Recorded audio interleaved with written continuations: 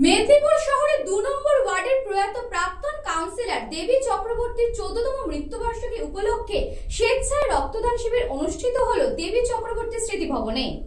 ২০১২ সালের ২৮শে মে এই দিনই পথ দুর্ঘটনায় নাতি এবং বৌমা সহ প্রাণ হারান তিনি।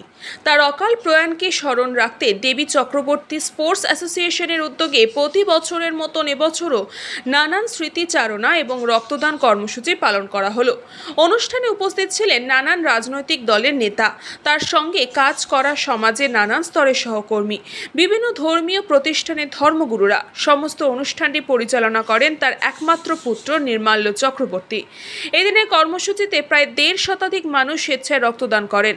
রক্তদান কর্মসূচির পাশাপাশি পরিবেশকে রক্ষার স্বার্থে আর্থিক উন্নতি করতে একটি করে অর্থকরী গাছও বিতরণ করা হয়।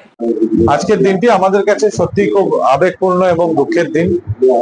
তার কারণ ২০১২ সালের ২৮শে মে আজকের দিনেই এই ওয়ার্ডের তৎকালীন কাউন্সিলর তথা মেদিনীপুর পৌরসভার সেই সময়কার সিআইসি দেবী চক্রবর্তী মহাশয়ের সমেত আমার পরিবারের আরো দুজন একটি আকস্মিক পথ দুর্ঘটনায় আমরা হারিয়েছিলাম তাদেরকে, এবং এই দিনটিকে আমরা স্মরণীয় করে রাখতে তার যে সমাজসেবামূলক কাজ, মানুষের প্রতি তার দায়বদ্ধতা, তার দীর্ঘ ১৫-২০ বছরের রাজনৈতিক জীবনে মানুষের প্রতি তার যে দায়বদ্ধতা এবং কাজ, সেটিকে স্মরণীয় করে রাখার জন্য আমরা প্রত্যেক বছর এই দিনটিকে সামনে রেখে রক্তদান শিবিরের আয়োজন করি।